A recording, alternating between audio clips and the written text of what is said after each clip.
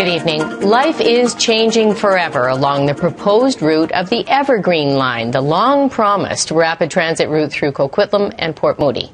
And while the province insists it isn't evicting people along the route, it is buying up property and spending millions of dollars in the process. Businesses are moving out, and although TransLink still hasn't come up with its share of the cost, work on the Evergreen Line is going ahead. It opened in Port Moody a year and a half ago, the owner of Heritage House Pizza putting over $1 million into it.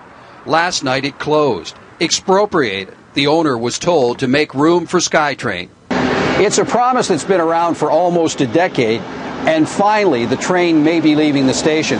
Rumor has it that soon they'll announce the Evergreen Line. And giving credibility to that is the fact that TransLink has been quietly buying up all these businesses along the proposed route. They didn't even give us written notice. Kelly Morris was first approached by TransLink a year ago. Fortunately, she was able to relocate her canine daycare to another location with twice the space, less than 2 blocks away. If the buildings aren't sold now, they will be shortly, because that's the plan. Is they all have to go down to accommodate the easement required for the Evergreen Line. The electorate here in the Tri-Cities is fully expecting a shovel in the ground this year, or else incredible anger. We've been a bridesmaid on this issue for 20 years. We've been waiting for the Evergreen Line.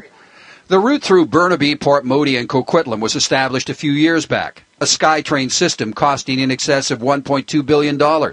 The funding is split 3 ways. The federal and provincial money is there, but TransLink is holding out. And if TransLink is going forward and buying up properties and going forward with the progress to actually build the Evergreen Line, that's good, but the public needs to hear it. They need to know it. They need to know how it's being done, when it's being done, be reassured that things are happening on time and on schedule. There needs to be more transparency and more openness from TransLink. And people here are getting frustrated, and I think they're right to be. Your underground station is a massive captive audience that has to walk past all these shops. The mayor of Coquitlam thinks TransLink might steal an idea from Hong Kong to solve some of its money problems.